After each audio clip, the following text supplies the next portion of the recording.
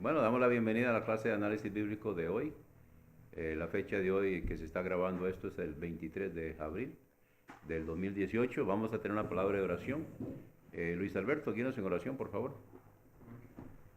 Dios Padre, te agradecemos, mi Dios, porque eres bueno, tu misericordia y tu amor se han mostrado para con nosotros, Señor, por favor, tu mano. Padre, te agradecemos porque nos has traído con bien hasta esta clase, Señor, porque nos has guardado y nos has protegido, Señor, desde la semana pasada hasta hoy. En este momento, Señor, quiero pedirte porque digas todo, Padre, toda la clase, porque llenes tu sabiduría, Padre, y la guía del Espíritu del hermano Walter, Señor, para que pueda ser usado por el mismo, Señor, y pueda pasarnos, Señor, y transferirnos todo el conocimiento tuyo, Señor. También a nosotros los estudiantes, llénanos de tu sabiduría para poder atesorar todo el conocimiento, Señor, y todo lo que aprendamos para poder ponerlo en práctica en nuestras vidas, Señor. Ayúdanos a crecer y a acercarnos mucho más a ti por medio de esta clase. En el nombre de Cristo Jesús. Amén. Amén. Muy bien. Hoy vamos a revisar la tarea del capítulo 8 o el capítulo 9.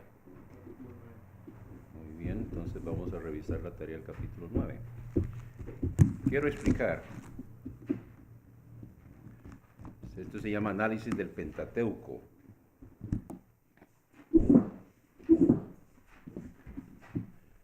Los primeros 5 libros de la Biblia son básicos para todo el resto de la Biblia. De hecho, los profetas y el Nuevo Testamento son el cumplimiento de estos primeros 5 libros de la Biblia. Ahí tenemos en Génesis, es el libro que históricamente va más atrás, no es el primer libro en escribirse, posiblemente fue Job, pero es el libro que va más atrás porque empieza con: en el principio creó Dios los cielos y la tierra. Así que empieza ahí con el principio. Y todo lo que vemos en el Pentateuco, estos 5 libros que vamos a estudiar hoy, vemos el desarrollo en el Nuevo Testamento y el cumplimiento en el Nuevo Testamento. Hay un detalle que les quiero explicar aquí en cuanto al el esquema del tabernáculo, que a menos que en esta edición se haya corregido, está al revés.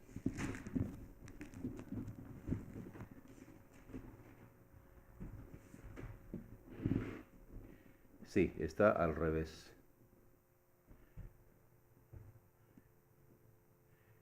Y les voy a explicar por qué. Lo que no estoy seguro, francamente, no recuerdo es si está al revés todo, pero por lo menos les voy a explicar por qué está al revés el tabernáculo. Ahorita, como usted lo está viendo, en la página 102, como usted lo está viendo, si usted está parado en la entrada al tabernáculo, que en este caso sería a la izquierda, mirando hacia adentro, ¿hacia dónde está dirigiendo? ¿Hacia qué punto cardinal está dirigido? Hacia el este. Al este, o sea, a la salida del sol. Les voy a dar la definición o una de las definiciones de una religión falsa.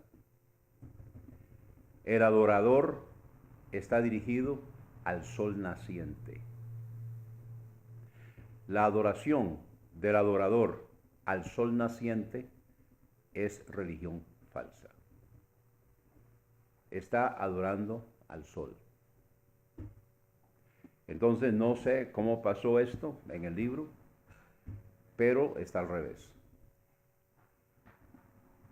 Porque la persona que estaba parada en la entrada al tabernáculo, a la entrada acá, que en este caso está totalmente fuera de las líneas, o sea, la entrada al tabernáculo estaría donde dice lado oeste en la página, ahí está la puerta.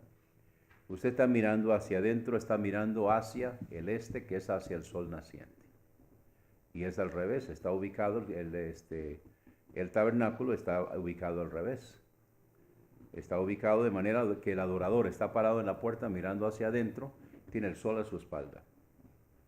El sol naciente a su espalda, y más bien el sol naciente entonces refleja hacia adentro, ¿verdad? Entonces,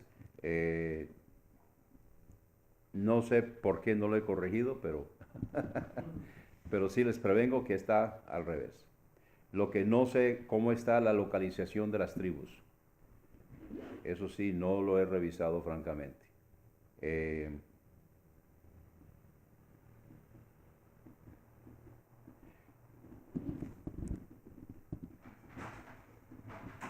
Muy bien. Vamos a...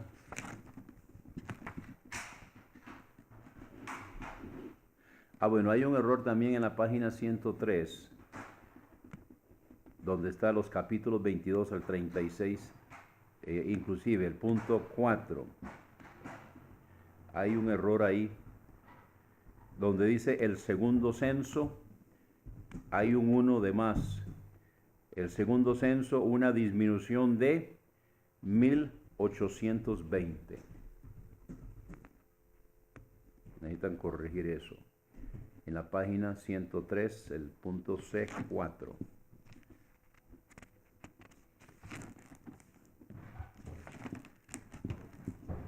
Muy bien. ¿Estamos listos? Entonces vamos aquí, comencemos con mi hermano Luis Aguilar. Número 1. ¿Qué significa la palabra Pentateuco? Se deriva del griego pente, 5, y teucos, instrumento, o volumen, o tomo, y se usa para identificar a los primeros 5 libros de la Biblia. Muy bien, todo lo tiene más o menos así. Eso está la respuesta en la página 94, en el primer párrafo.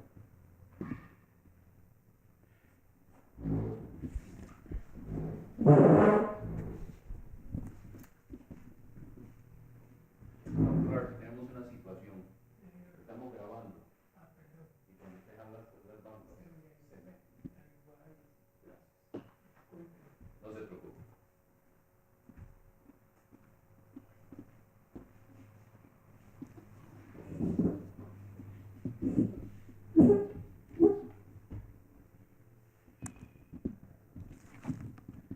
Muy bien, estamos con la número 2, Luis Alberto. ¿Quién escribió el Pentateuco? Estos libros fueron escritos por Moisés cerca del año 1500 a.C. Muy bien, eso está también en la página 94, primer párrafo, de que fueron escritos por Moisés. Y se data cerca del año 1500 antes de Cristo. Muy bien, entonces vamos ahora, Jorge, con la número 3, ¿dónde fue guardado el Pentateuco para su conservación y su preservación? La ley, el Pentateuco, fue colocada al lado del arca para testimonio y para preservación de la misma. Esto lo vemos en Primera Reyes, capítulo 8, versículo 9, Segunda Reyes, capítulo 21, versículo 8, 13 y 16. Muy bien, eso está en el tercer párrafo de la página 94. Ahora, por el Pentateuco entendemos que probablemente se escribió en pergaminos y eso era guardado entonces junto al arca. O sea, el original estaba guardado ahí, no era accesible al pueblo. De hecho, si estaba guardado ahí en el lugar santísimo, junto al arca, entonces ¿quién podía entrar ahí?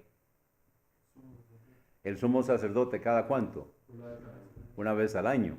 Así que si necesitaban sacar los pergaminos originales, entonces tendría que ser para entonces. Pero definitivamente que habían hecho copias.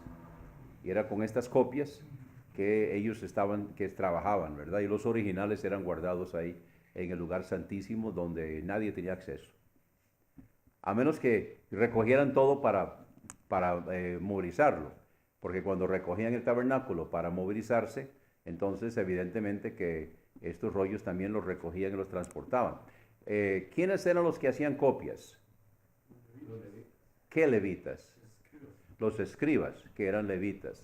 ¿Tiene una pregunta, Luis Alberto? Sí, es con respecto a esto. Cuando querían o necesitaban hacer copias del Pentateuco, lo que hacían era que el sumo sacerdotes las sacaba del lugar santísimo o... Buena pregunta. Evidentemente que hicieron copias, ya que esto era guardado ahí en el lugar santísimo donde no había acceso. Entonces, evidentemente, hicieron copias en una forma muy temprana, digámoslo así, ¿verdad? Esto, la Biblia no lo dice que yo sepa, pero es evidente, porque ellos trabajaban con copias y el trabajo de los levitas era enseñarle la ley al pueblo. Evidentemente, para enseñar la ley y para leerla en público, cada 7 años tenían que leérsela a todos, tenían que reunirse y tenían que leerle todo el Pentateuco a todo el pueblo. Entonces, para eso, pues tenían que tener acceso a copias de la ley, ¿verdad? Evidentemente, según lo que se oye y lo que se lee, ellos eran tan cuidadosos al hacer copias que el nombre de Dios, que nosotros llamamos Jehová, que definitivamente no es Jehová, puede ser Jehová o Yahvé, ese nombre, que es el nombre impronunciable del Dios de Israel, no sabemos realmente cómo se pronuncia, porque ellos no lo pronuncian. Son 4 letras en el alfabeto hebreo que no se pronuncian, ¿verdad? Que viene del verbo ser. Pero cuando Dios le dijo a Moisés, yo soy el que soy, en Éxodo 3:14, entonces es un derivativo, es un derivado del verbo yo soy el que soy, el nombre de él, pero no se pronuncia. Cuando ellos estaban haciendo copias y llegaban a ese nombre, entonces o hacían una pausa reverente y se entendía que ahí lo que seguía era el nombre de Dios, ellos cambiaban de pluma y usaban una pluma que era solamente para escribir el nombre impronunciable del Dios de Israel. Y luego dejaban a un lado esa pluma y seguían con el resto de la Biblia.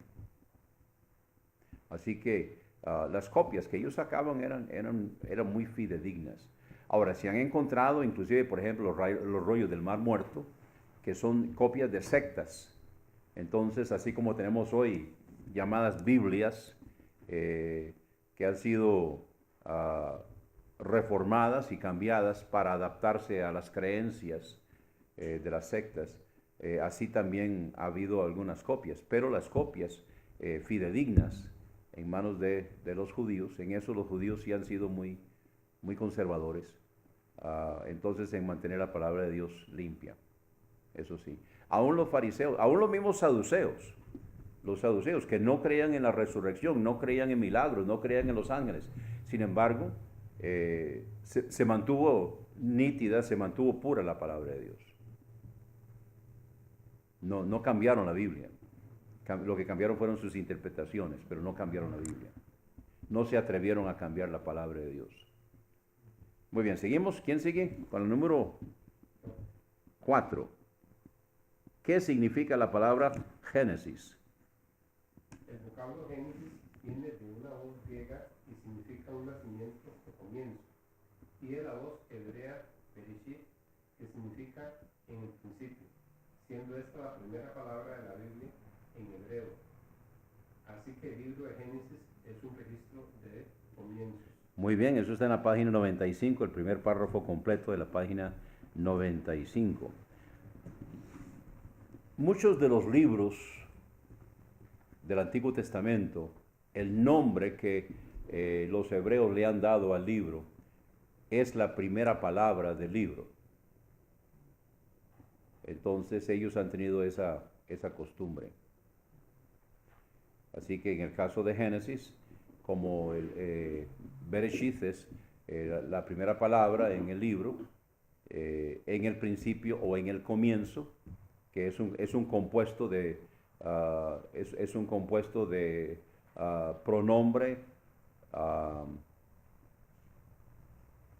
artículo y sustantivo. Es una sola palabra, pero compuesto de los tres. Bereshith, entonces, ese es el nombre del libro, ¿verdad? En el hebreo. Muy bien, vamos con la número 5, Luis Alberto. ¿Cuántas divisiones principales contiene el libro de Génesis? Los primeros 11 capítulos de Génesis relatan el origen y la degeneración de la raza humana. Los 39 capítulos que siguen tratan de una familia, la de Abraham. Por lo tanto, hay dos divisiones principales en este libro, las cuales abarcan unos 2300 años. ¿En qué página está eso? 97. En la página 97, el primer párrafo. Muy bien, entonces, dice el doctor Gardner que hay dos divisiones principales que abarcan unos 2300 años de historia. Los primeros 11 que tienen que ver con la raza humana y terminan con la Torre de Babel y ¿qué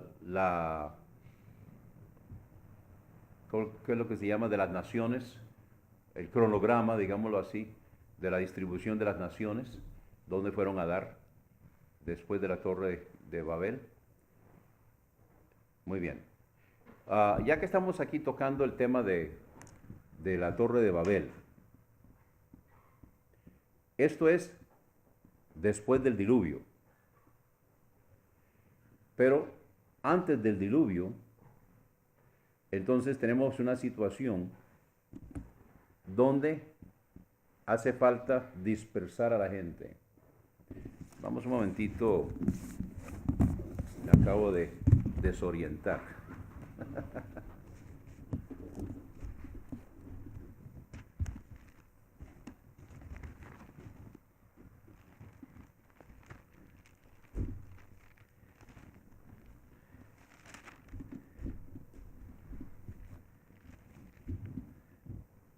Tenemos el mandato de Dios en el capítulo 1, donde Dios, estamos en el capítulo 1, donde Dios le dice en el versículo 28, y los bendijo Dios y les dijo, fructificad y multiplicaos, llenad la tierra. Entonces aquí está la orden de que ellos debían dispersarse sobre la tierra. ¿Verdad? Muy bien. Sin embargo, después de el diluvio, tenemos la Torre de Babel porque no se quieren dispersar. La Torre de Babel es un reto. Es un reto a Dios, donde dice, tenía entonces toda la tierra una sola lengua y unas mismas palabras, y aconteció que cuando salieron de oriente, o sea, cuando venían saliendo del arca y venían distribuyéndose, ya hallaron una llanura en la tierra de Sinar y se establecieron allí. Y se dijeron unos a otros, vamos, hagamos ladrillo y cozámoslo con fuego, y les sirvió el ladrillo en lugar de piedra y el asfalto en lugar de mezcla, y dijeron, vamos, edifiquémonos una ciudad y una torre, cuya cúspide llegue al cielo, y hagámonos un nombre, por si fuéramos esparcidos sobre la faz de toda la tierra. O sea, es un reto a la orden de Dios de esparcirse. Por eso Dios tuvo que confundir las lenguas, para que se esparcieran, ¿verdad? Por cierto, la Torre de Babel, cuando dice aquí en el versículo 4, cuya cúspide llegue al cielo, en el original dice los cielos. Y la interpretación que damos es que la Torre de Babel era un templo de astrología, donde terminaba en la parte de arriba, y por eso dice cuya cúspide llegue al cielo o termine en los cielos, es otra forma de traducirlo. Termine en los cielos. ¿En qué terminaba? Terminaba en el zodíaco. Ahora, el zodíaco no es satánico. El horóscopo es satánico. Pero el zodíaco son las 12 constelaciones y sus subconstelaciones. Y ahí está la revelación de Dios. Un libro que les recomiendo que consigan es de Bullinger, que se llama El Testimonio de las Estrellas. Y posiblemente ya se los había dicho. Así que si no lo han conseguido, consíguenlo. Ok, eso está en internet. Entonces, ahí está la historia de la redención, ¿verdad? Es importante que entiendan. Pero, entonces, esta gente lo que está haciendo es adorando la creación, la astrología. Y eso es lo que ellos estaban haciendo. Lo que ellos estaban haciendo era una torre que culminaba en un templo astrológico para estudiar las estrellas, pero para aplicación a la raza humana conforme al horóscopo. O sea, el horóscopo lo que dice es, dependiendo bajo qué signo nació usted, así es usted, ¿verdad? Eso es basura. Porque eso sería injusto. Porque entonces usted no tiene no tiene nada que decir en cuanto a sí mismo. Ya está todo hecho, ya está todo dicho. Sí, está todo predeterminado. O sea, usted es acuario. ¿Qué va a hacer en cuanto a eso? Si nació acuario, es acuario, ¿verdad? Y entonces los que creen en eso, entonces dicen, es que los acuarios son así, etcétera, ¿no? Y entonces sí predisponen. Yo recuerdo cuando yo era joven, mis hijos dirían, Cuando yo era joven, yo leía el horóscopo. No es que creía en eso, pero sí lo leía. Y me di cuenta que me estaba influenciando. O sea, si usted lee el horóscopo, su día sale así. Porque usted está predispuesto, su día sale así. ¿Verdad? Muchas veces, no siempre, pero muchas veces. Entonces comencé a leerlo, ya dejé de leerlo, ya no lo leo. Pero comencé a leerlo 2 o 3 días después, o al día siguiente. Para reírme. Para darme cuenta que no pegaron. Entonces, ¿en qué hay mucho en eso? De ahí que la gente se sugestiona. La gente lee el horóscopo y hay gente que lo primero que hacen cuando se levantan por la mañana es leer el horóscopo, ¿verdad? Para ver cómo va a estar su día. De ahí, pues claro que su día va a ser así. Ya están predispuestos. Así que todo eso es lo que estaba sucediendo. Es la religión más antigua que hay. La astrología, la adoración de los astros. Y eso fue la Torre de Babel. Entonces Dios lo que hizo fue dispersar. Ahora, la división en continentes fue unos 100 años después del diluvio. Ya ellos estaban ahí. A veces la gente dice, pero ¿cómo llegaron ahí? La gente ya estaba ahí, porque Dios los dispersó aquí en la Torre de Babel. Entonces, ellos querían quedarse ahí. Pero Dios confundió las lenguas y la gente entonces fue agrupándose de acuerdo con la lengua de que ellos hablaban. Entonces, cuando vino la división en continentes, ya ellos estaban ahí. Y así quedó dispersada la tierra.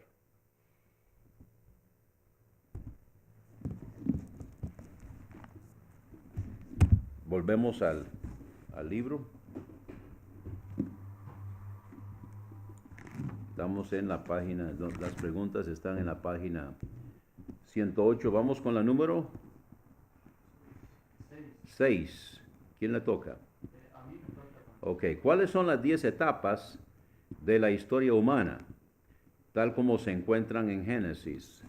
En la página 97 leemos, hermano, el libro de Génesis puede ser considerado así.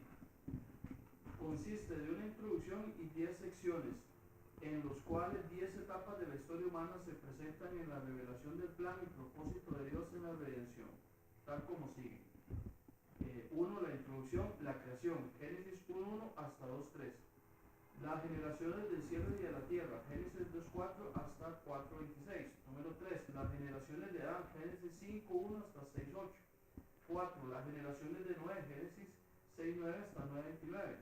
5. Las generaciones de los hijos de Noé, Génesis 10.1 hasta 11.9.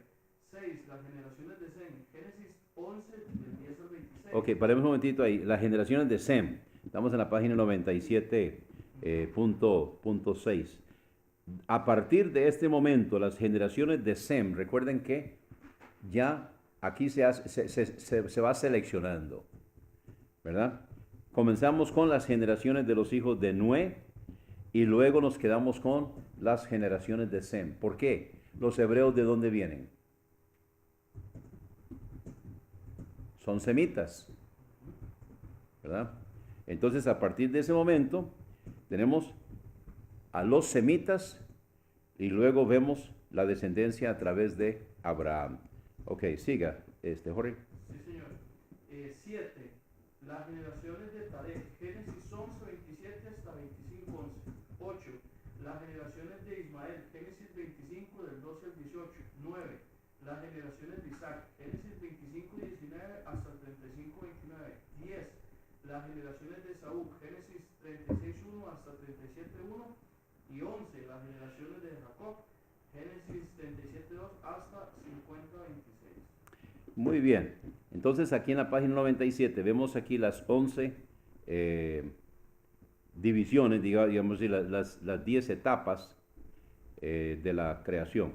Una cosa que quiero mencionar acá es que en el capítulo 1 tenemos la creación de la perspectiva cronológica. Día 1, 2, 3, 4, 5, 6, 7. El de cuando reposó. El capítulo 2 es la descripción temática. No es otra creación. Ahora, algunos dicen, bueno, pero ¿a cuál orden sigo? Si el capítulo 1 dice un orden y el capítulo 2 está en otro orden. Se sigue el orden del capítulo 1. Ese es el orden. En el capítulo 2, lo que está es un orden temático, que cuando se está estudiando por temas, no necesariamente se sigue un orden cronológico, sino un orden de acuerdo con el desarrollo del tema. Es por eso que en el capítulo 2 cambia el orden. Pero en cuanto a orden cronológico, nos vamos con el capítulo 1. En cuanto al orden temático, nos vamos con el capítulo 2. Entonces no hay contradicción. Simplemente que cada uno tiene que, con su aspecto, ¿recuerdan cuando estudiamos las dos escuelas para estudiar la Biblia? La escuela del estudio de la Biblia en forma cronológica y en forma temática. Análisis bíblico es cómo estudiar la Biblia temáticamente. Y eso es lo que estamos estudiando en este curso. Muy bien. ¿Alguna pregunta o comentario hasta aquí? ¿Vamos bien? Excelente. Vamos con la pregunta número 7.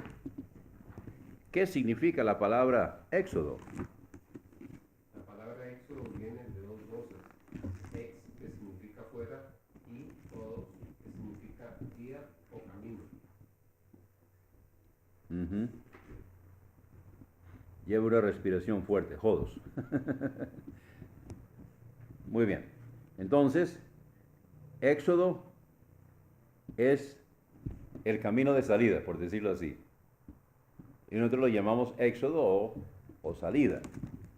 Está ahí en la página 98, el primer párrafo. Vamos ahora con la pregunta número 8, Luis Alberto. ¿Cuál es el tema del libro de Éxodo? El libro de Éxodo comienza con la historia de la melancolía y ruina del pueblo de Dios en la esclavitud y termina con Dios en la presencia de ellos y la gloria bajada a ellos. Este es el libro de redención por sangre. Ok, ¿dónde estamos? Página 98, primer párrafo. Igualmente está en el primer párrafo.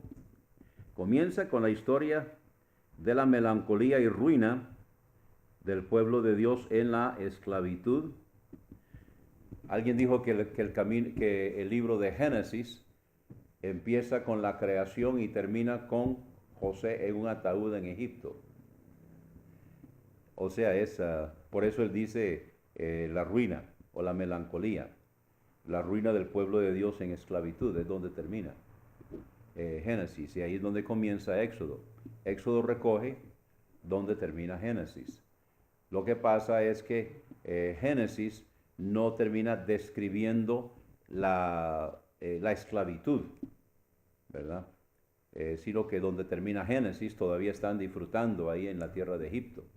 Ya en Éxodo es donde encontramos que están en esclavitud y están siendo maltratados.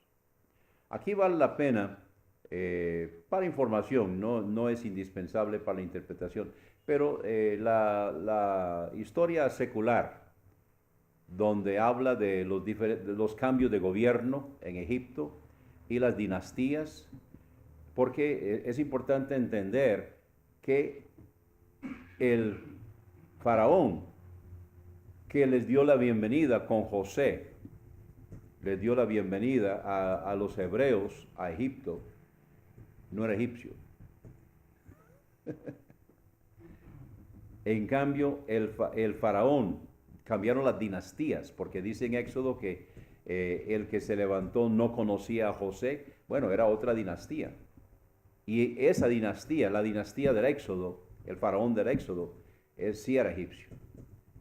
Y ellos temía que en el caso de una invasión, los hebreos se irían a favor de los invasores y en contra de los egipcios.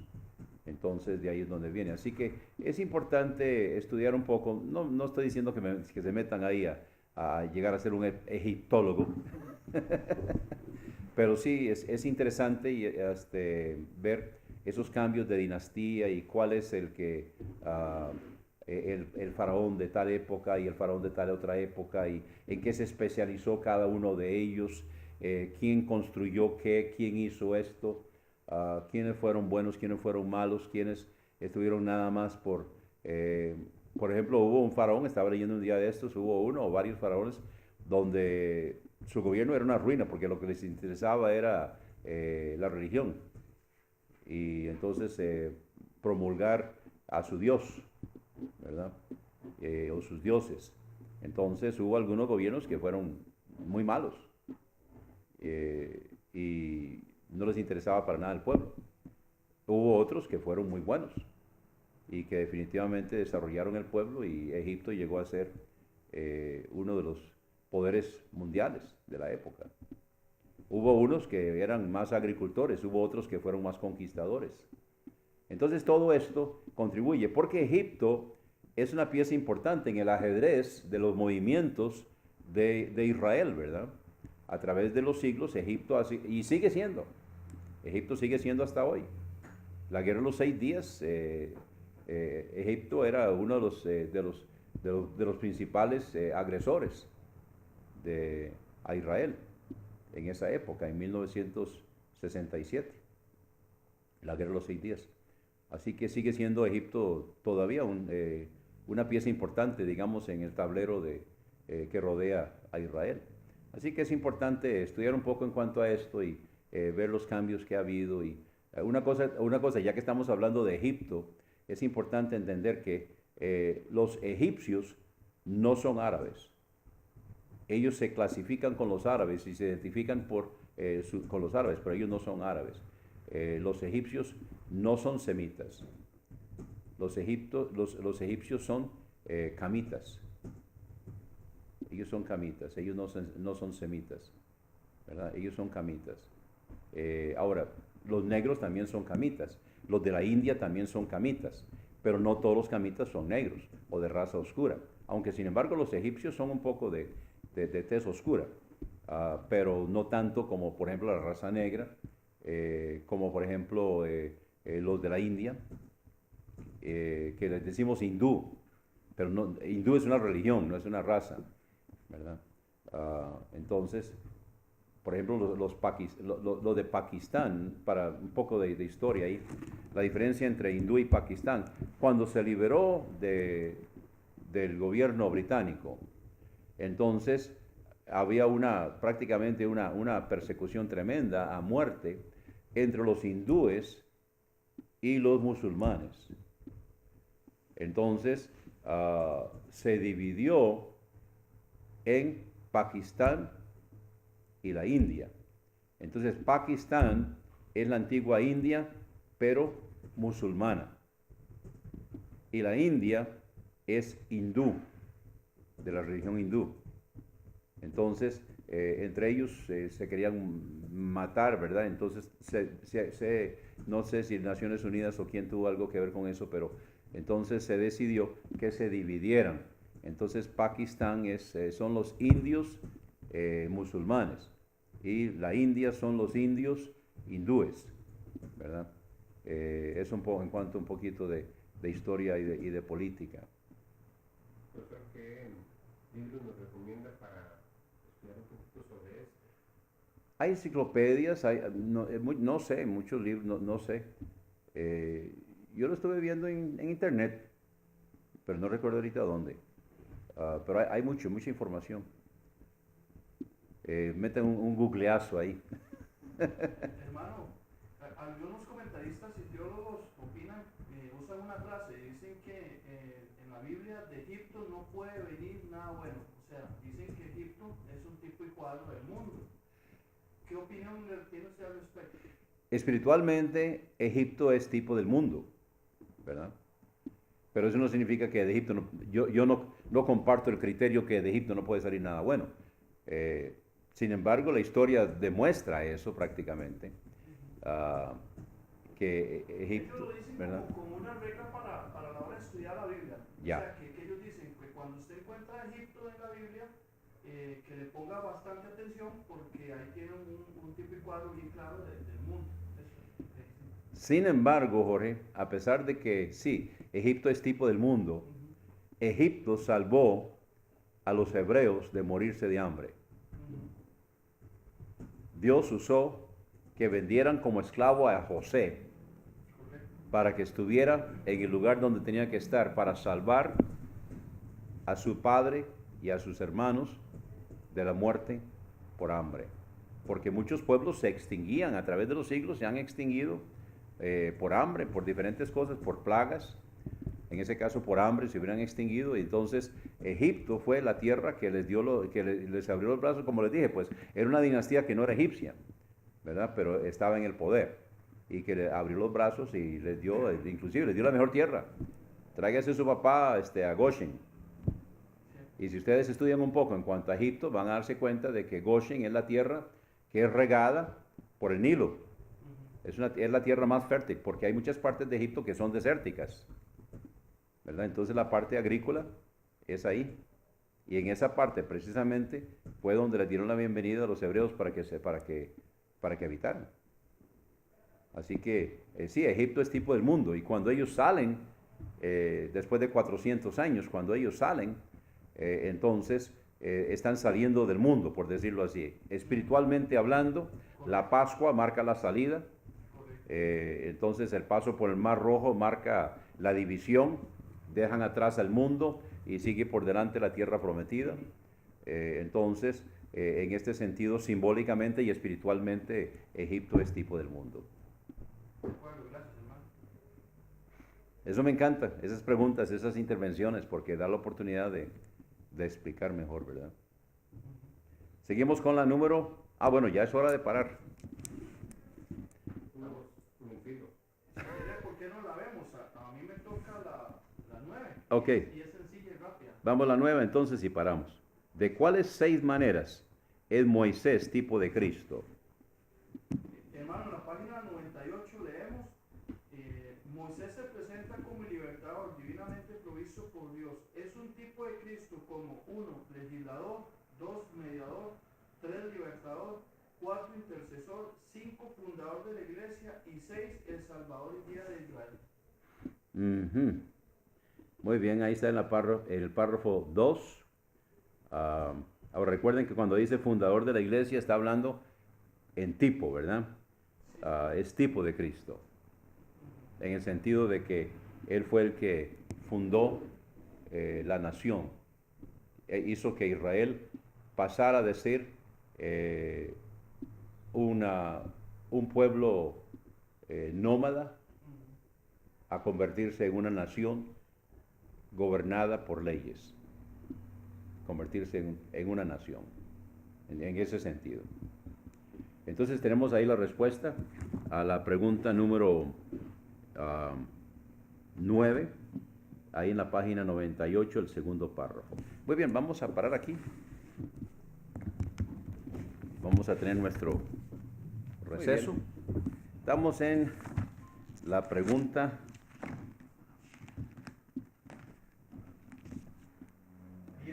10.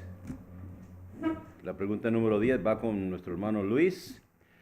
¿A quiénes se aplicaban las leyes de Levítico?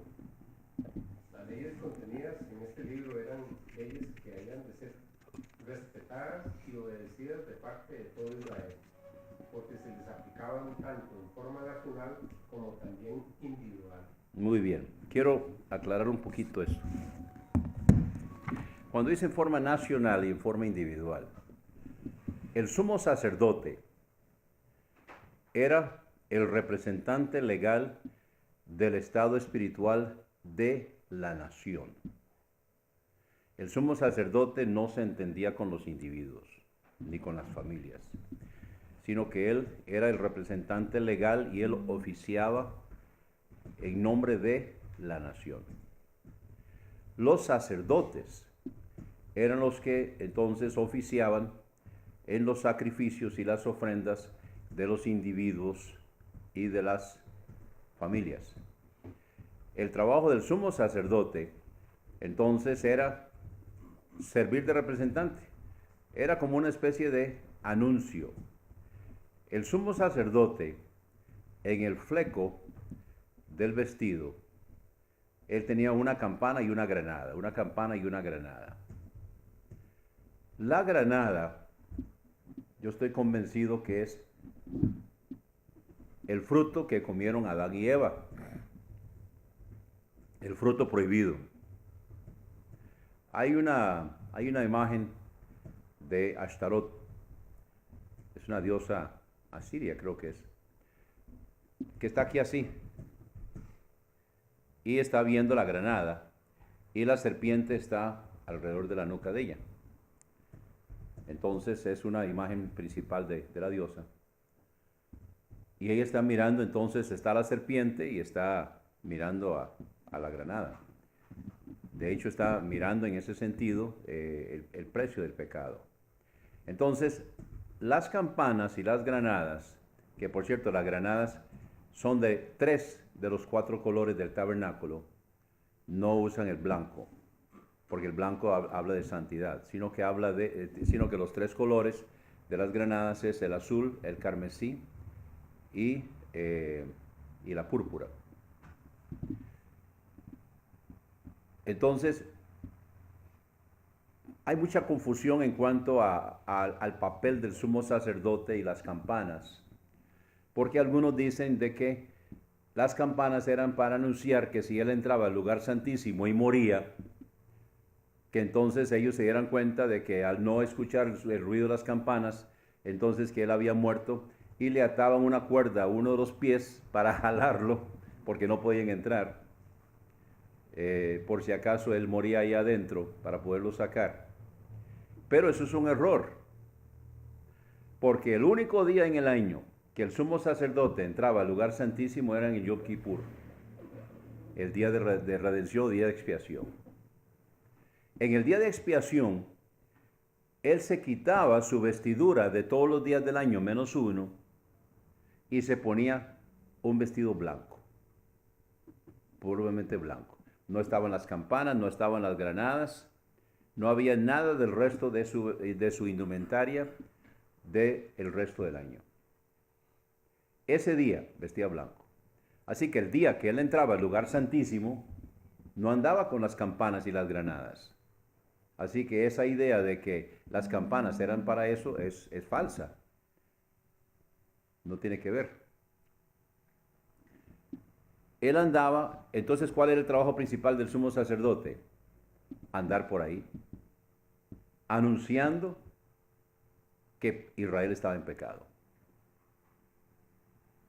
Y él estaba proclamando santidad a Jehová, porque él tenía un cinto en la frente que proclamaba santidad a Jehová. Otra cosa que hacía también él, era en su pectoral, él tenía el Urim y el Tumim.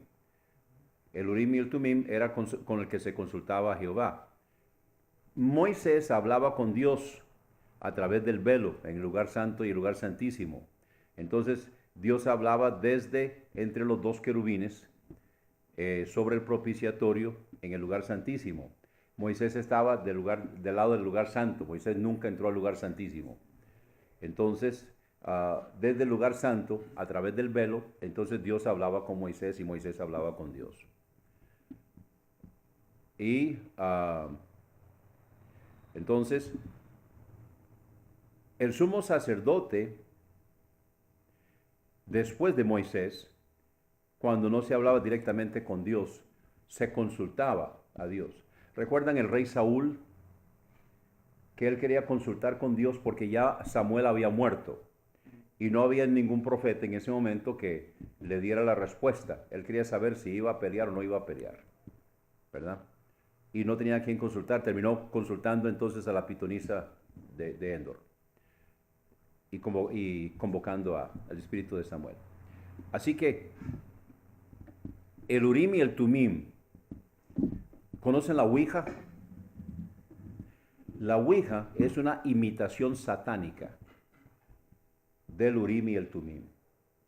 En el Urim y el Tumim, entonces se encendían las piedras preciosas representando las letras del alfabeto para ir escribiendo el mensaje de Dios. Se le consultaba, entonces eso sí era parte del trabajo del sumo sacerdote, la comunicación con Dios a través del Urim y el Tumim, ¿verdad? Que él lo andaba aquí en el pectoral, que lo andaba en el pecho. Así que estos son papeles del sumo sacerdote. El sumo sacerdote entonces era nacional, por eso paré para que viéramos aquí, donde dice, aquí en el párrafo que está en la página 99, el párrafo que empieza después del Levítico, entonces dice, porque se les aplicaban tanto en forma nacional como también individual. Entonces paré para explicar que el sumo sacerdote era para Israel nacional y los sacerdotes eran para entonces individual y familiar. Sí. Hermano, la parte de esta fruta, ¿usted tiene convencimiento de eso con un apoyo bíblico? El apoyo bíblico es que andaba con la granada ahí. Ese es el apoyo bíblico. Y sí, andaba con la granada ahí y no tiene blanco. La granada está los tres colores, 3 de los 4 colores, porque era azul, púrpura, carmesí y blanco, que se llama lino fino. Es el blanco. Entonces la granada, no hay ninguna granada blanca, sino que están los 3 colores. Entonces, y está ahí una campana, campana, granada, campana, granada, campana, granada. Entonces, para mí está llamando la atención al precio del pecado.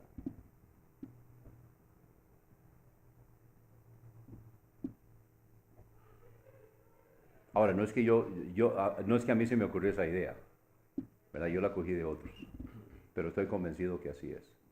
Y la imagen de Ashtarot. ¿Qué es Ashtarot? ¿Cómo Sí. se escribe, hermano? Bueno, con Ash, A-S-H, Ashtarot, A-S-H-T, A-R-O-T. Y que aparece en la Biblia. Ajá. Ahí aparece. Sí, creo que es una diosa asiria. Ashtarot. Ashtarot, sí. Creo que sí, Sin la H. sí está sin la H. Ashtarot. Carnaín, Ashtarot, Carnaín. Muy bien. A los susitas en An, a los gemitas en Sabe Kiriat Al, Kireteaín. Muy bien. Seguimos. ¿Tienen alguna pregunta o comentario sobre esto? Vamos con la pregunta número 11. ¿Quién la tiene? Muy bien, Luis Alberto. 11. ¿Cuál es la palabra clave de Levítico? La palabra clave del libro de Levítico es santidad y el término es usado 87 veces. Muy bien. Eso está en la página 100, el primer párrafo. La palabra clave del libro de Levítico es santidad. Muy bien. 12. Jorge, ¿cuál libro del Nuevo Testamento es un comentario sobre el libro de Levítico. En la página 100 leemos, el libro de Hebreos es un comentario no testamentario sobre Levítico. Las cosas enseñadas por las obras en Levítico han sido cumplidas, declara el escritor del libro de los Hebreos. Cristo es la esencia de toda santidad, habiendo consumado lo que la sangre de los toros y los machos cabríos no pudo hacer. Exactamente. ¿Y cuál es la palabra clave de Hebreos? Mejor. Cristo es mejor sumo sacerdote. Cristo es mejor sumo sacerdote que el orden levítico. El sacrificio de Cristo es mejor que los machos cabríos. La gracia es mejor que la ley. Ahí seguimos, ¿verdad? La palabra clave de Hebreos es mejor.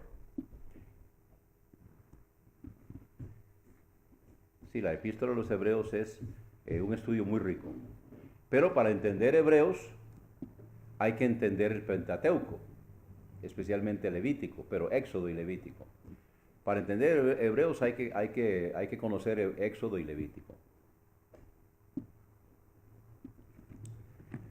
Muy bien, vamos con la pregunta número 13. Luis, ¿cuál es el mensaje principal de Levítico? Perdón, sigue, era Luis que sigue. Sí, ok.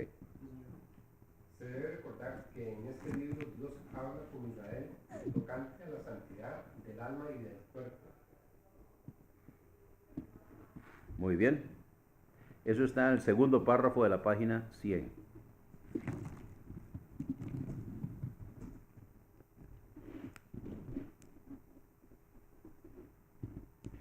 Número 14, Luis Alberto. ¿En cuáles dos lugares acampaba Israel cuando fue numerado? Fue numerado 2 veces. Entonces, ¿dónde estaba acampando en cada una de esas ocasiones? El número 14, Luis Alberto. Israel fue numerado 2 veces, 2 puntos. Número 1 en Sinaí, capítulo 1, y 2 en Moab, capítulo 26. Muy bien, eso está al pie de la página 101, el penúltimo párrafo. Ok, en el Sinaí y en Moab. ¿Qué había que hacer para que Dios no castigara a Israel con mortandad cuando era contada?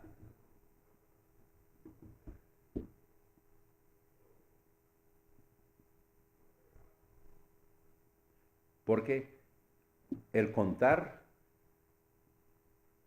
aparentemente lo que yo entiendo es de que el contar es de Dios. Dios es el que lleva las cuentas. Entonces, al contar nosotros, entonces hace falta pagar un precio. El precio hay que pagar, hay que dar una ofrenda de redención para que no haya mortandad en el pueblo.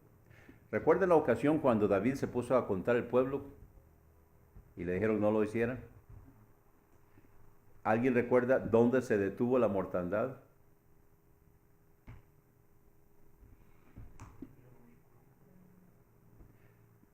¿Alguien recuerda cuando Acab era rey?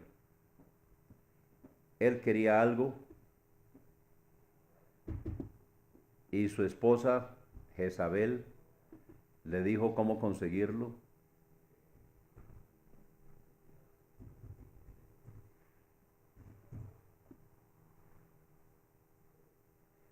¿Le suena el nombre Nabat o Nabot? Nabot tenía una tierra que colindaba con las tierras de Acab. Y parece que era algo muy bueno, buena tierra. Y él lo quería y Nabot no se lo quiso vender. Entonces Jezabel acusó falsamente a Nabot y lo mataron. Y se quedó con eso. Eso quedó allí. Y ahí fue donde se construyó, ¿qué? ¿Alguien recuerda?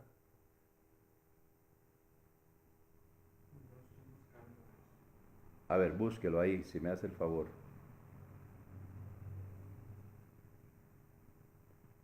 Busque Nabot.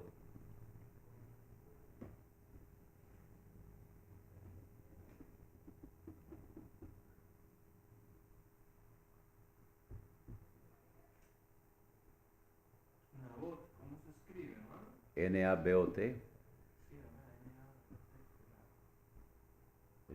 Estoy diciéndolo mal. ¿No está bien? no sé, está bien. El primero de Reyes, 21, creo. Ok, ¿qué tenemos ahí? Pasadas estas cosas aconteció con Nabot de Israel. Tenía allí una viña junto al palacio de Acab, Ajá. rey de Samaria. Y Acab habló a Nabot diciendo, dame tu viña para un huerto de legumbres, Ajá. porque está cercana a mi casa, y yo te daré por ella otra viña mejor que esta, o si mejor te pareciere, te pagaré su valor en dinero. Ujú. Y Nabot respondió a Acab, guarden Jehová, de que yo te dé a ti la heredad de mis padres. Exactamente. Y vino Acab a su casa, triste y enojado por la palabra que Nabot de Jezreel. Muy bien, no tenemos que seguir leyendo. Simplemente que él quería eso. Y entonces su esposa malvada diseñó un plan malévolo para que él se quedara con la tierra y sin tener que pagar nada. Porque Nabot dijo que no le podía vender la heredad de su padre, de sus padres, ¿verdad? Porque recuerden que no se podía vender a perpetuidad ninguna cosa en Israel, sino que en el año de jubileo todo regresaba a su dueño original. Pero acá entonces quería comprarle la viña a Nabot. Y no solamente era viña, sino que estaba ahí el lugar donde exprimen las uvas. ¿Cómo es que se llama? Viñero. Ujú. Entonces, todo eso estaba involucrado. O sea, era toda una industria que tenía Nabot ahí. Y entonces el rey se lo quería dejar y entonces, bueno, se quedaron con eso porque lo mandaron matar, ¿verdad? Inventaron un cuento ahí. La esposa malvada le dijo cómo hacerlo. Ok. Ahí, precisamente, en ese lugar, cuando David contó el pueblo contra el consejo del profeta, en ese lugar fue donde se detuvo la mortandad. Y en ese lugar, búsquenme a ver, yo estoy casi seguro que ahí fue donde se levantó el templo. A ver si estoy equivocado. Eso está en Primera Crónicas 21, 22. Dice, entonces dijo David a Ornán, dame este lugar de la era para que edifique un altar a Jehová. Ujú.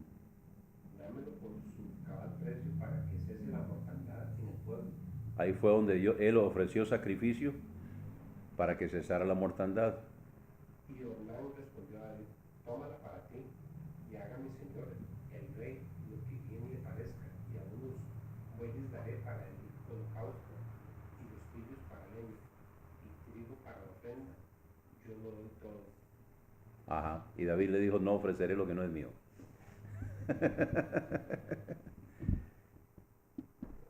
Entonces el rey David dijo a Ornán, no, sino que efectivamente la compraré por justo precio, porque no tomaré para Jehová lo que es tuyo, ni sacrificaré holocausto que nada me cuesta.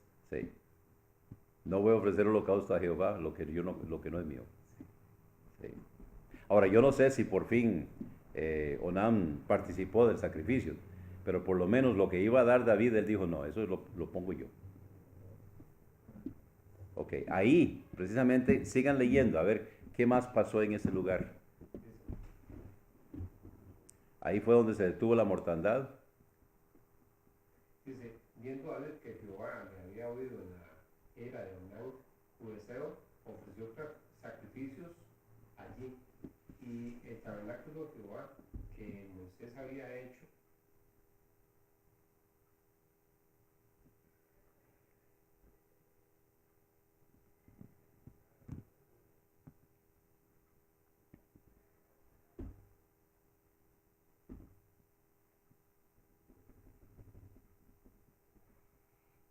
Con razón no he comprado.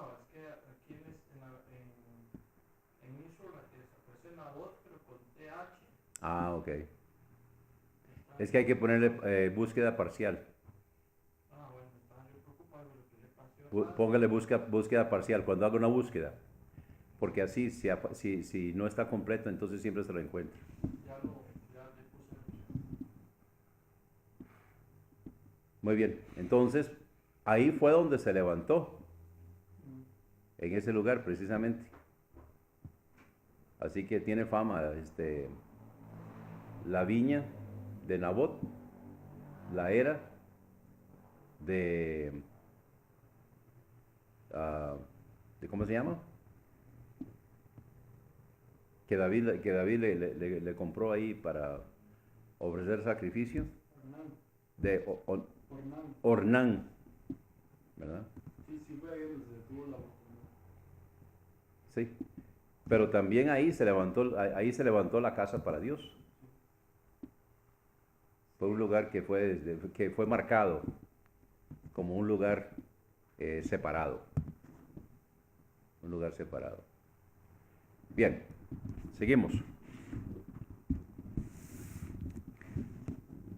Estamos con número 14, en cuáles dos lugares acampaba Israel cuando fue numerado. Vamos con 15. ¿Quién la tiene? Esa la tengo yo. Ok. 15. ¿Qué significa la palabra Deuteronomio? Hermano, en la página 104 dice, la palabra Deuteronomio proviene de dos voces griegas, Deuteros y Nomos, que significan la segunda ley, o sea, la segunda entrega de la ley. Muy bien. Entonces eso está al pie de la página 104, en el párrafo que está allí. Ahora, Luis, ¿cuál es la palabra clave del libro de Deuteronomio? La palabra clave es haréis, que habla con firmeza tocante a la necesidad absoluta de acatar las leyes del Señor, tal como fueron dadas a Israel por Moisés en el monte Sinaí. Muy bien. Creo que no está la pregunta aquí. ¿Por qué fue necesario dar la ley por segunda vez? ¿Por qué Deuteronomio? Porque ya habían muerto todos a los que se le había dado la... Exacto. Porque la ley se le dio a una generación que murió. Porque esa generación, ¿qué? ¿Qué hicieron? ¿Qué hizo esa generación?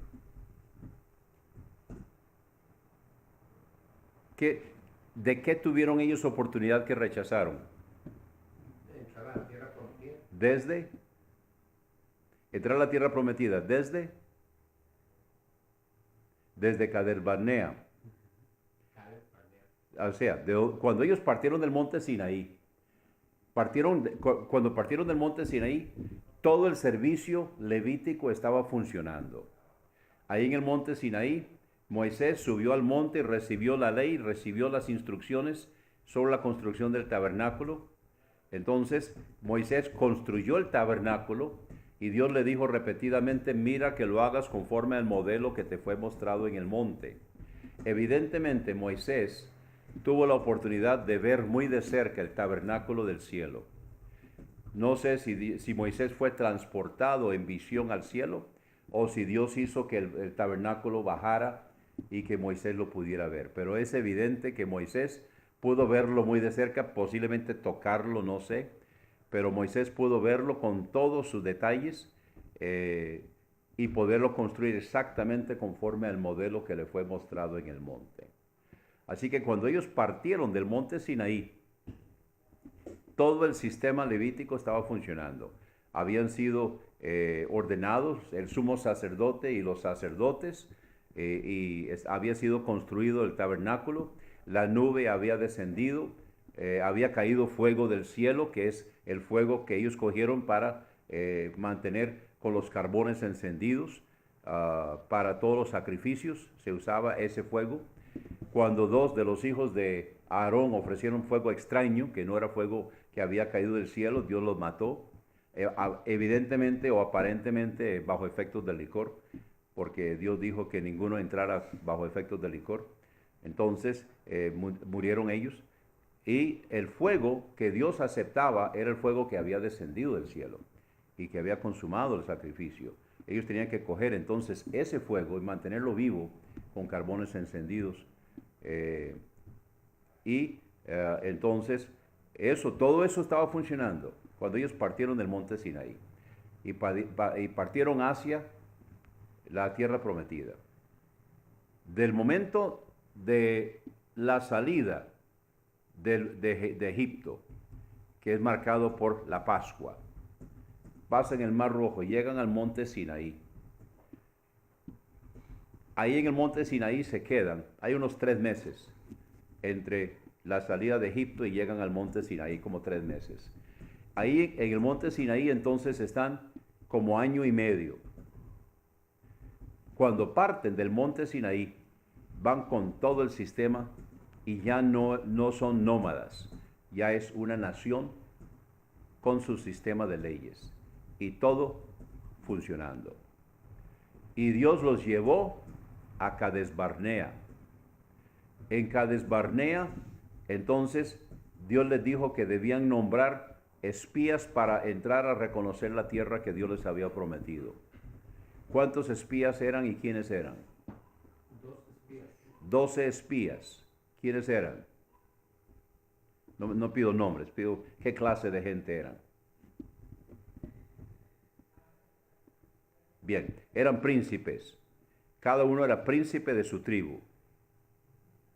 Entonces eran 12 príncipes los que entraron a reconocer la tierra. ¿Cuántos días estuvieron reconociendo la tierra?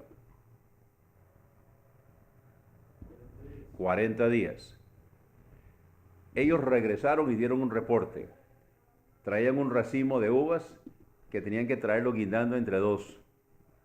Así era el tamaño de las uvas y el racimo. Entonces dieron el reporte. Ciertamente es una tierra que fluye leche y miel, pero hay gigantes. Ahí están los hijos de Anac. Y lo peor de todo, ellos nos vieron a nosotros como langostas y nosotros así nos vimos a nosotros mismos. No podemos. Josué y Caleb lo que dijeron es, entre más grandes son, más duro caen. Dios nos lo prometió, es pan comido, entremos de una vez y vamos a poseer la tierra que Dios nos dio. Los otros 10 alborotaron al pueblo, casi los apedrean. Dijeron, escojámonos un capitán que nos devuelva a Egipto. Entonces Dios dijo, Dios los quería matar de una vez y Moisés entonces intercedió. ¿Qué pasa, Dios? Si tú los matas a todos, entonces se va a correr la voz de que como no pudiste meterlos a la tierra prometida, los mataste en el desierto. Que no se diga tal cosa.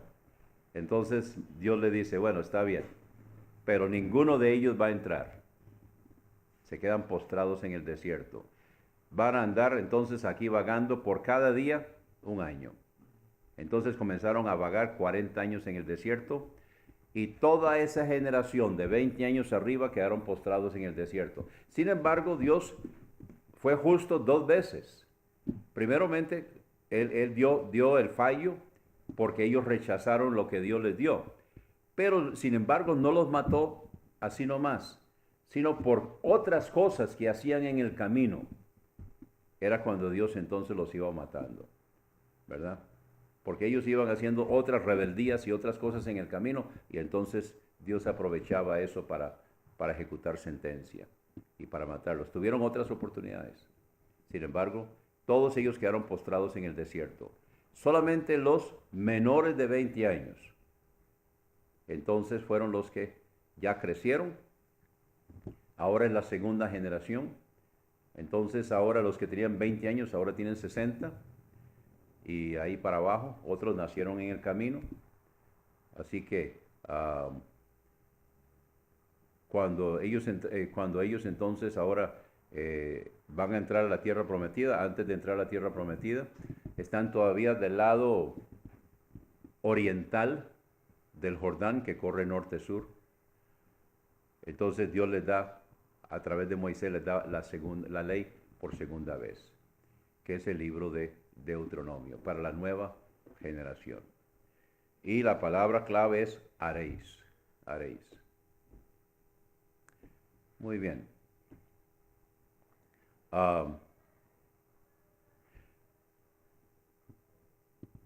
Algunas cosas que podemos sacar de este estudio. En una ocasión, cuando se quedaron sin agua y murmuraron, qué raro que murmuraran, ¿verdad? Entonces murmuraron. Entonces, ¿qué fue lo que Dios le dijo la primera vez a Moisés que tenía que hacer? Tenía que golpear la peña, ¿verdad? Ahora, esa peña era, dice en 1 Corintios capítulo 10, por cierto que esto es un buen paralelismo que deben estudiar 1 Corintios capítulo 10. Entonces, según 1 Corintios capítulo 10, esa peña era Cristo, ¿verdad? Entonces, ¿cuántas veces tiene que ser golpeado Cristo? Una. Y él golpeó la peña y echó agua. En una segunda oportunidad, se quedaron sin agua. Y Dios le dijo que la segunda vez debía, ¿qué? Hablarle a la peña. Pero Moisés estaba enojado. Moisés no se enojaba, pero aquí perdió los estribos. ¿Y qué hizo Moisés en esta segunda oportunidad? La golpeó 2 veces. Destruyó el tipo. No, Dios le dijo que no honró a Jehová delante de los ancianos de Israel. Y como consecuencia de eso, ¿qué hizo Dios? No lo dejó entrar a la tierra prometida. Cruzar el Jordán. Entró a la tierra prometida del este, pero no del oeste. Y Dios lo subió a un monte y de ahí le enseñó la tierra. Por cierto, Dios hizo un milagro porque no hay ningún monte desde donde se ve toda la tierra. Entonces Dios hizo que Moisés pudiera ver toda la tierra, pero no pudo entrar por su desobediencia, porque echó a perder. Es que no es cosa liviana, ¿verdad? Está echando a perder el tipo. Lo quebró. Entonces él quebrantó el tipo. Él quebrantó el tipo. Él hizo como que Cristo fuera golpeado 2 veces, ¿verdad? Y dice en Hebreos que él fue muerto una sola vez, el justo por los impíos, el justo por los injustos. Así que esto es importante lo que sucedió.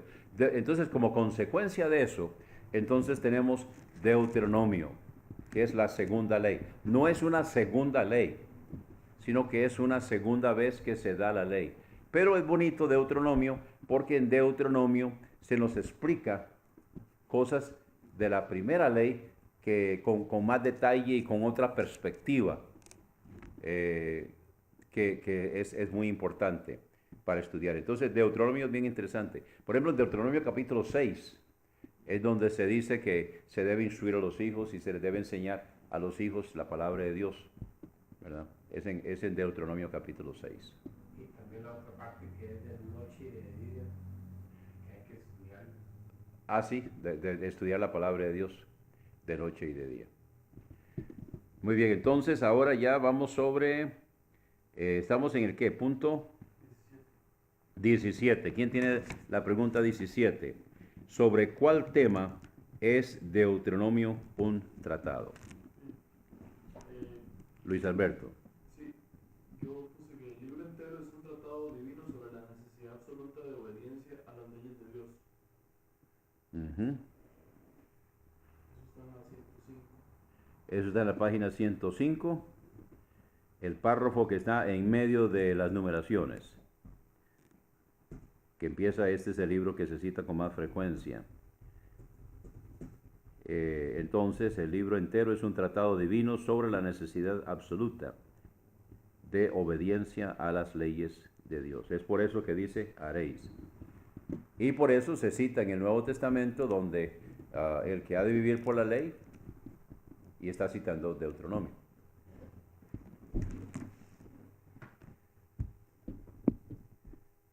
Vamos con 18, Jorge. En el libro de Deuteronomio, ¿cuántos discursos distintos fueron pronunciados por Moisés? Hermano, en la página 105 dice, contiene 8 discursos individuales dados por Moisés, con un capítulo final tocante a su muerte. Los 8 discursos son como siguen. 1. Una retrospectiva, Deuteronomio 1:1, 4:43, un repaso, Deuteronomio 4:44, 26, 19, 3. Una advertencia solemne, Deuteronomio 27:28, 4. El pacto palestino, Deuteronomio 29 y 30, 5. Un mensaje de consejos, Deuteronomio 31, 1:13, 6. Un mensaje a los levitas, Deuteronomio 31, 24, 29, 7. Un salmo sublime cantado por Moisés, Josué de Israel, Deuteronomio 31, 30, 32, 8. Una bendición divina pronunciada sobre los salvos, los separados y los santificados, Deuteronomio 33, y 9. Un ritual de la muerte de Moisés, posiblemente por Moisés, Deuteronomio 34. Muy bien, entonces son 8 discursos de Moisés. Es lo que contiene el libro de Deuteronomio. La número 19, Luis. ¿En cuál aspecto se declara en este libro que Moisés es un tipo de Cristo? Este libro declara que Moisés es un tipo de Cristo como el profeta venidero, de Deuteronomio 18, del 15 al 18, el cual Pedro declara también haber sido cumplido. Hechos 3, 22. Muy bien, eso está en la página 106, el párrafo que está ahí. Muy bien, y ahora la 20, que la respuesta está ahí mismo. La 20 la tiene Luis Alberto. ¿Con cuánta frecuencia había de ser leído este libro delante de la congregación de Israel? Moisés mandó que cada 7 años se diera lectura de este libro delante de la congregación entera de Israel. Muy bien, cada 7 años debía ser leída a toda la congregación. Hombres y mujeres, esclavos, todos debían reunirse y escuchar la lectura de la ley cada 7 años. Muy bien, vamos a hablar un poquito del tabernáculo. Lástima que no tengo cuadros. Les puedo mandar al grupo. ¿Usted los tiene ahí? Bueno. Entonces, si quieren, acérquense acá. No sé. Ok. Él le va a pasar al grupo. Algunas imágenes.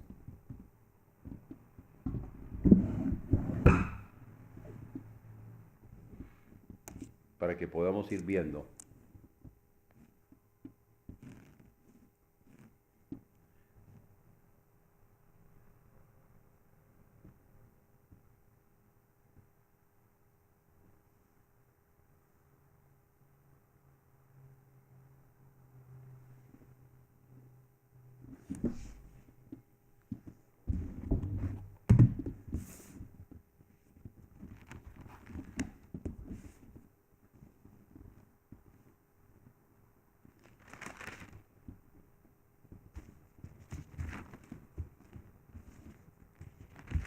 Mientras están ahí, vayan buscando en sus Biblias. Bueno, ya están llegando. Éxodo.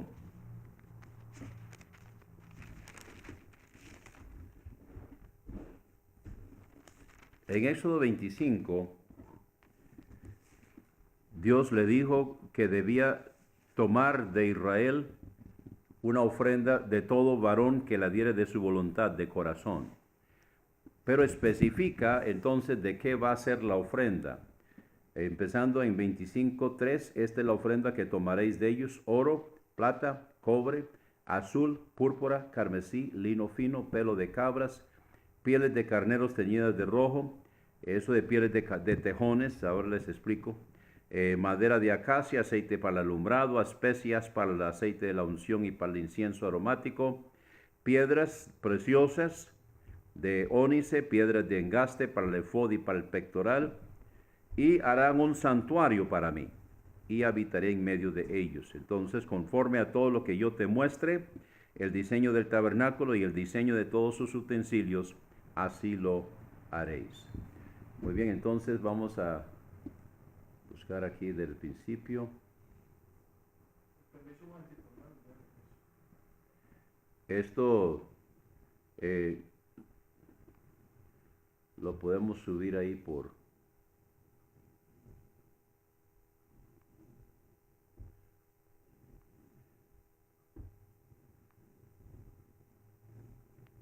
Ok, aquí está. Ok, la primera imagen que se ve ahí es el tabernáculo, que es un modelo que hizo el autor del libro. Él hizo este tabernáculo. Entonces la segunda imagen que tienen que voltear para verlo, este es el dibujo. Y se puede ver entonces ahí donde está a la entrada la puerta, luego las cortinas de lino que rodean el atrio, está el altar de bronce, luego está el lavacro y entonces sigue la parte donde están las cortinas y donde están el lugar santo y el lugar santísimo. En el siguiente cuadro, este es la caja que va a servir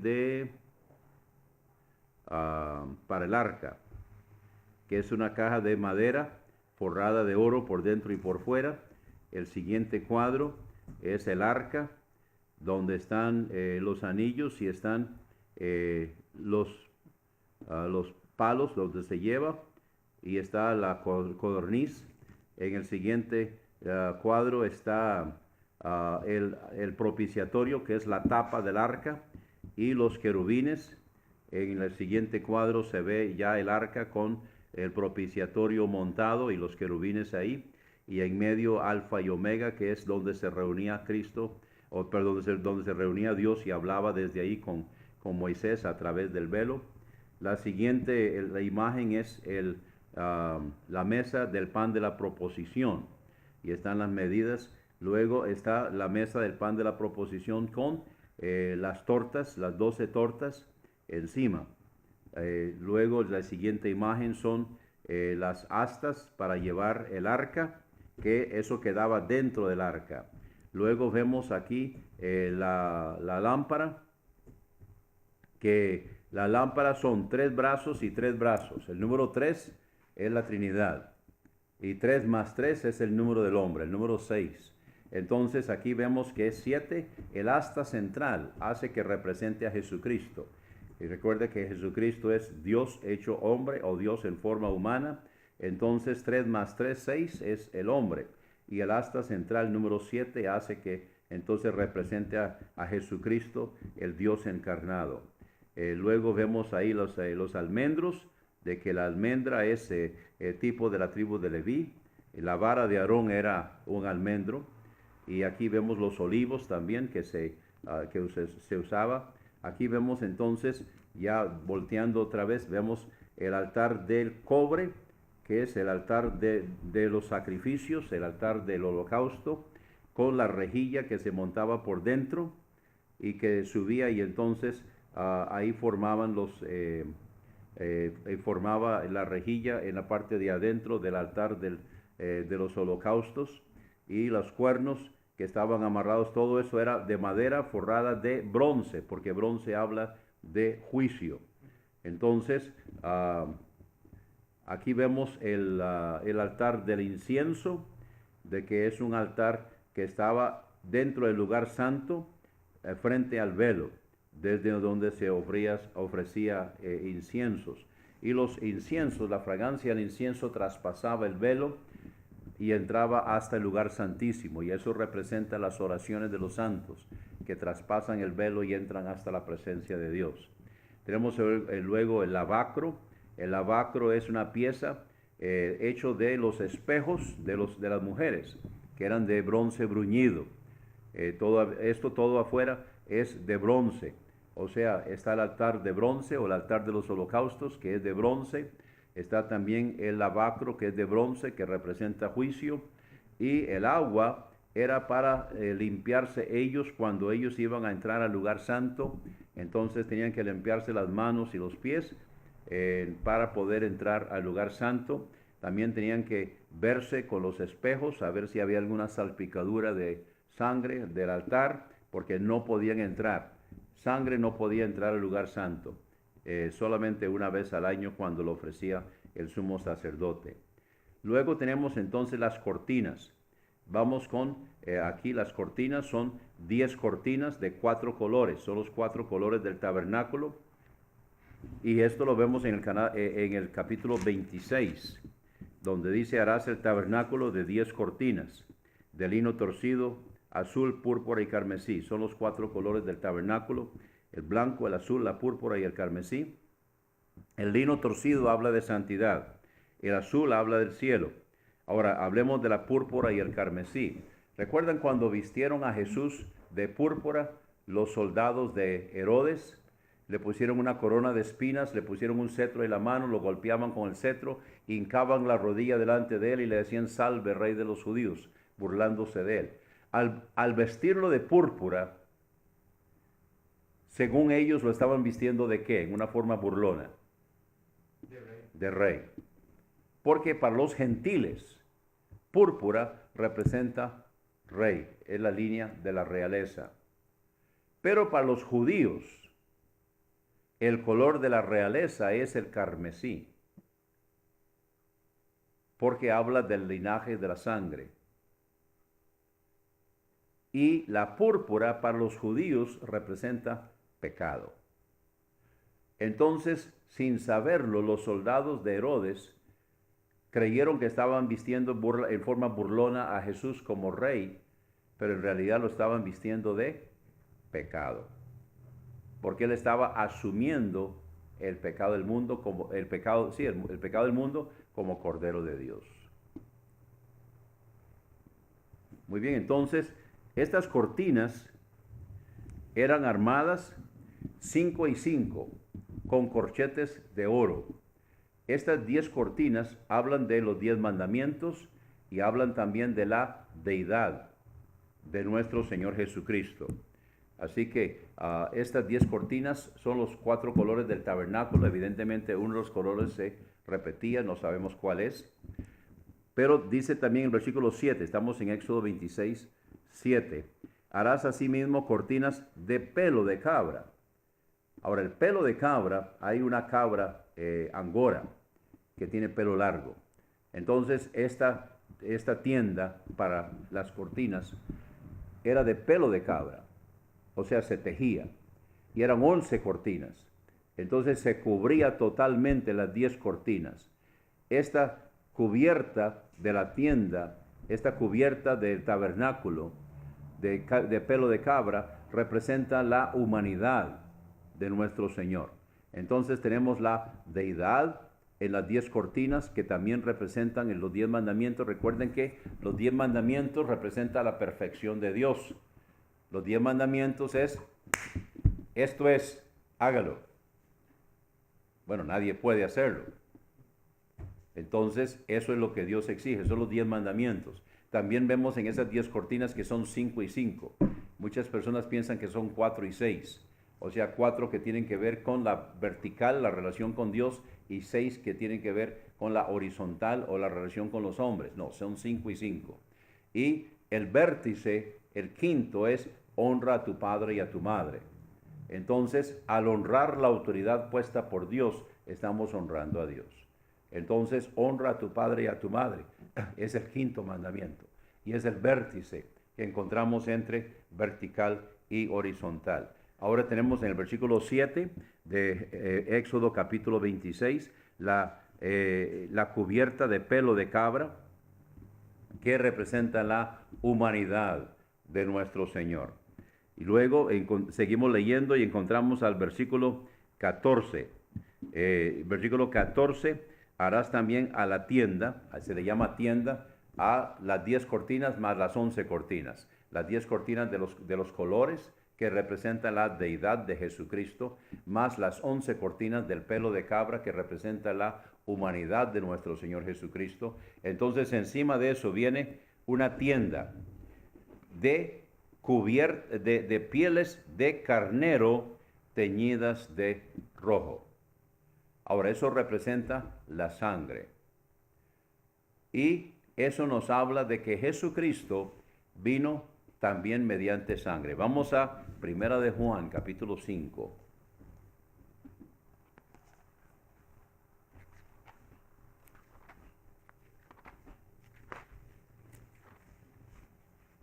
¿Recuerdan cuando Jesús estaba conversando con Nicodemo? Que le dijo que era necesario nacer de agua y del Espíritu. El nacimiento de agua es el nacimiento físico, es el nacimiento de mamá. Nosotros somos un gran porcentaje de agua y el parto normal es en medio cuando se rompe la fuente, entonces es de agua. Entonces a ese nacimiento físico se le llama el nacimiento de agua. 5, 6.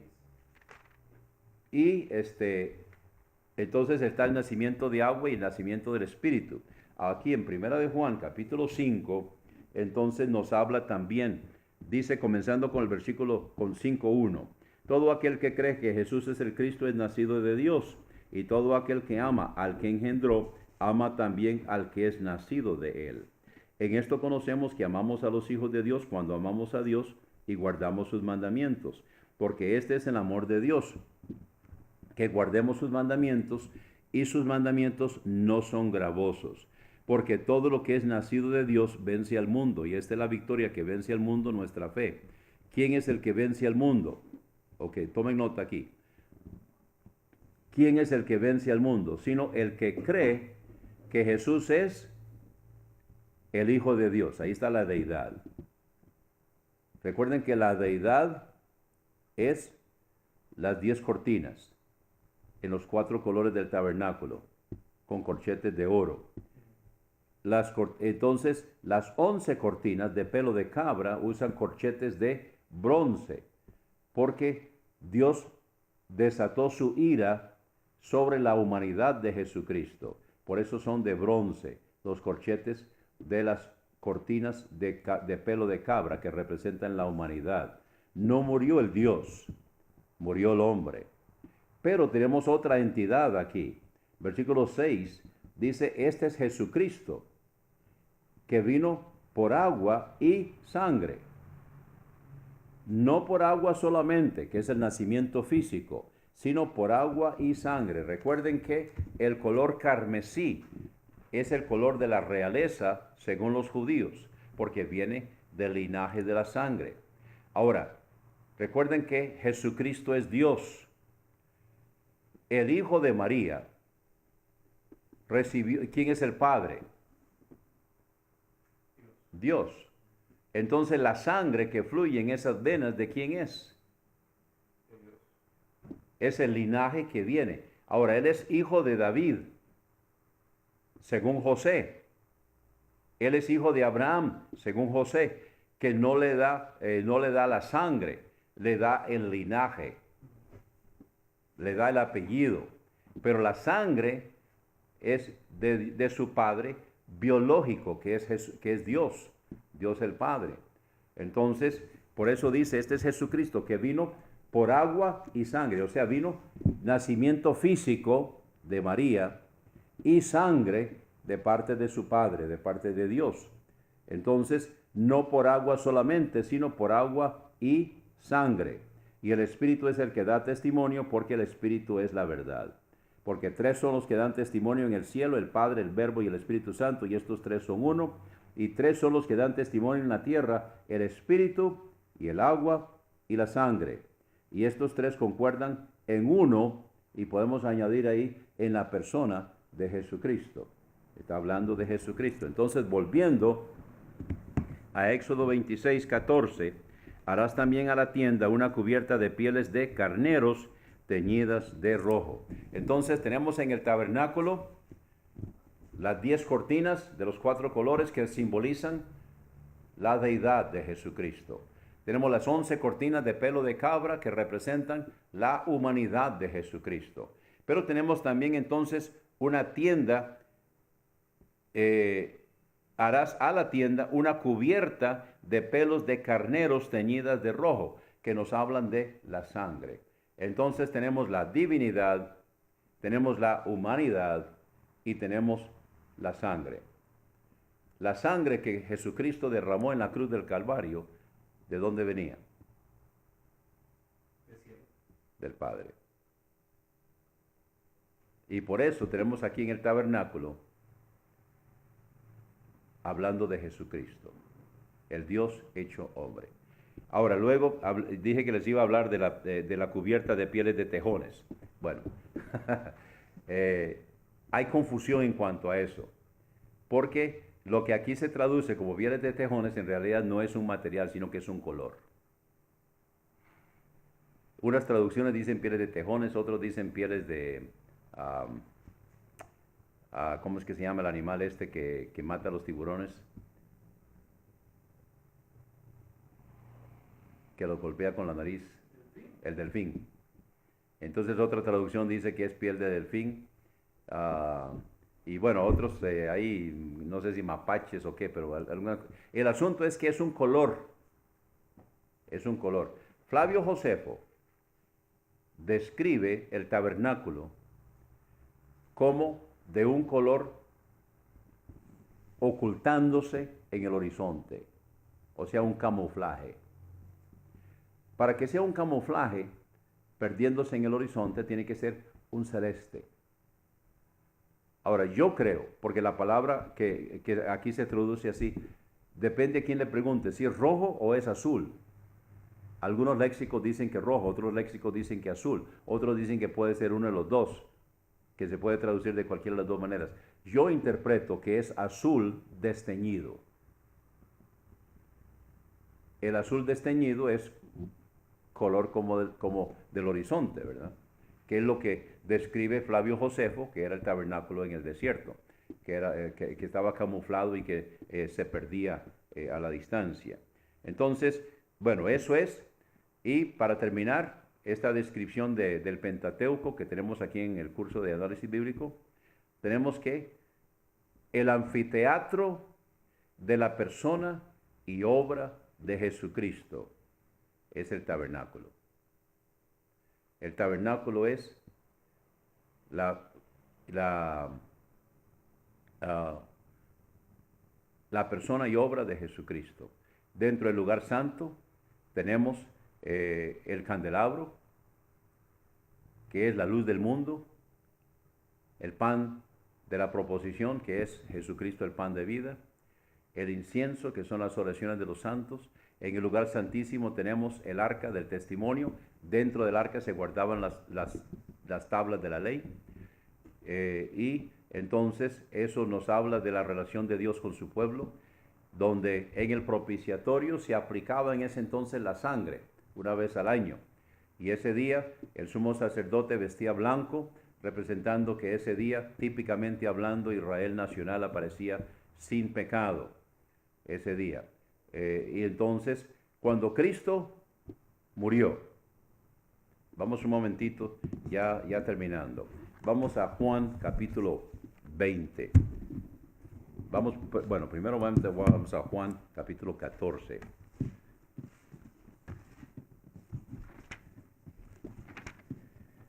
En Juan 14, ya estamos la noche en que Él fue entregado. En Juan 14, Él está dando sus últimas instrucciones.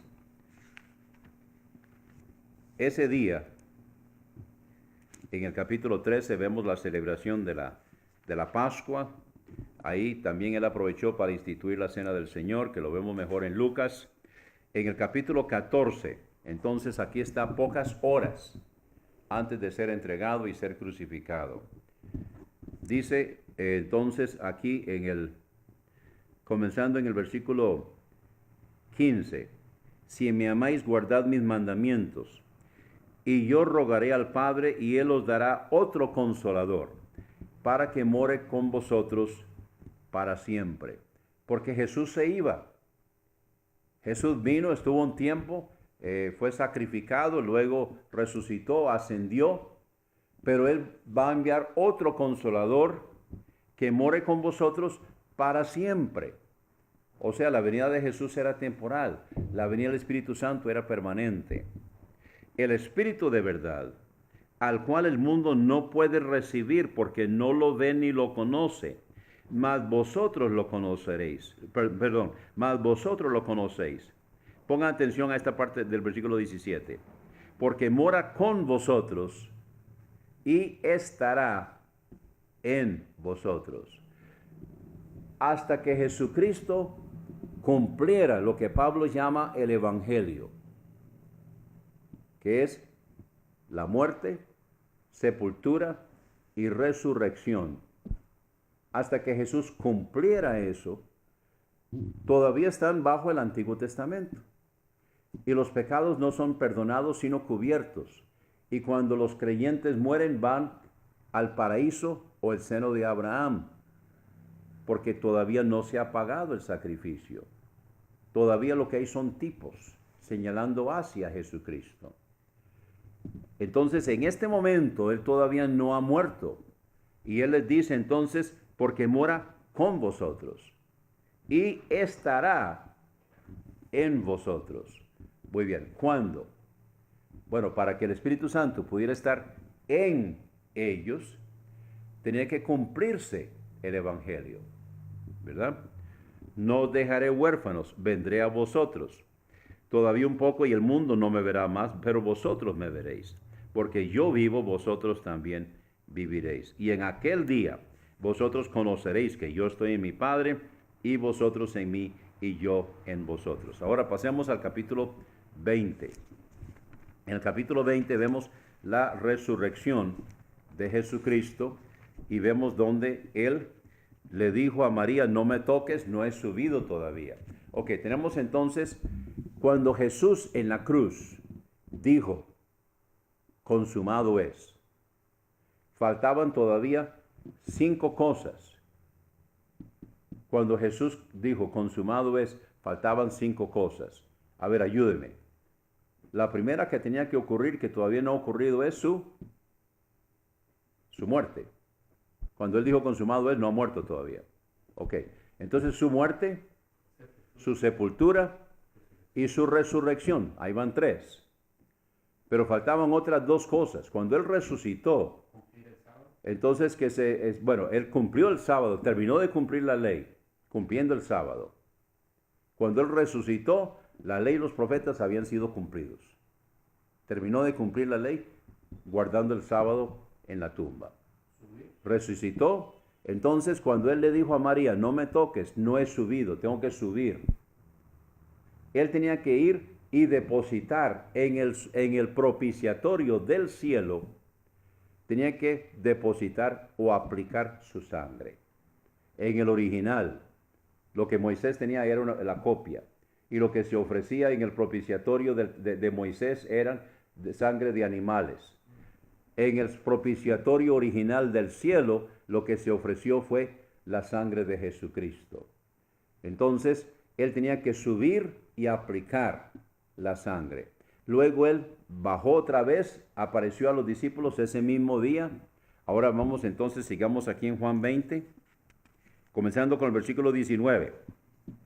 Y al atardecer de aquel mismo día, el primero de la semana, y estando las puertas cerradas donde los discípulos estaban reunidos por miedo de los judíos, vino Jesús y se puso en medio y les dijo, paz a vosotros. Y cuando hubo dicho esto, les mostró las manos y el costado, y los discípulos se regocijaron viendo al Señor. Entonces les dijo Jesús otra vez, paz a vosotros.